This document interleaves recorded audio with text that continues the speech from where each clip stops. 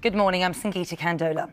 Another batch of leaked messages from Matt Hancock have been released, this time appearing to show his reaction after pictures showed him embracing an aide. The former Health Secretary was forced to resign in 2021 after admitting he had broken COVID-19 guidance at the time. But the WhatsApp messages claim to show how Mr Hancock tried to save his career. Charlie Frost reports. It was an embrace that cost Matt Hancock his job. The then Health Secretary in his ministerial office kissing his aide Gina Coladangelo, splashed on the front of the Sun newspaper in June 2021. 2 days later, he resigned. Those of us who make these rules have got to stick by them, and that's why I've got to resign. But it's what happened in between the photos being published and Mr Hancock quitting that's the focus of the latest revelations in The Telegraph, the paper now sharing an exchange of WhatsApp messages between him and his advisor, Damon Poole. He asked Mr Hancock to think really hard about whether or not any rules could have been broken. Mr Hancock replies, "Other than obviously the 1 metre plus, I honestly can't think of any," adding the worst they can do is kissed before they legalised hugs. Later going on to ask what exactly were the rules on the 4th of May, the day the photo was taken. Back then, the rules said you could meet indoors for work, but social distancing guidelines were in place.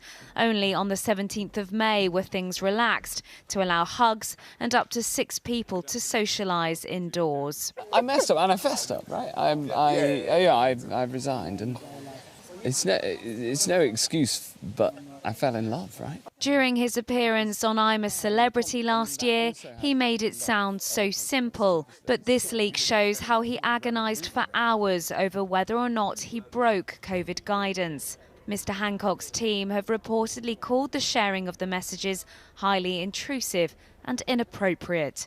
Charlie Frost, ITV News. Boris Johnson is remaining defiant despite fresh claims he may have misled Parliament over Partygate. It comes as new images were released of the former Prime Minister at a number of gatherings. A report by the Parliamentary Privileges Committee claims the Commons may have been misled at least 4 times over the allegations that COVID rules were breached and would have been obvious to the then Prime Minister. I believed implicitly that they were within the rules. The reason there's no evidence to show that I must have known or I must have believed that illegal events were taking place is because I didn't. And I thought we were fighting COVID to the best of our ability in very difficult circumstances. In other news, and planned strikes by ambulance workers across the country next week have been called off. It's after the government agreed to discuss pay for this year. GMB and Unison members will no longer take part in the walkouts, but the Unite union is still planning to go ahead with the strikes. In the US, President Biden has had a patch of cancerous skin removed from his chest.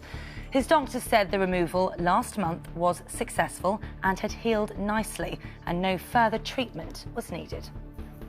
And the sacred oil that we used to anoint King Charles during his coronation on May the 6th has been consecrated at a religious ceremony in Jerusalem.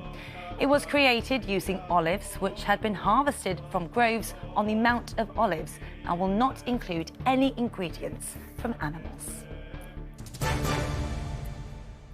Finally, the American actor Tom Sizemore has died at the age of 61. The actor found fame in the 1990s and was best known for his supporting roles in Saving Private Ryan and Black Hawk Down. He had been in a coma since suffering a ruptured brain aneurysm last month. His manager said he died in his sleep.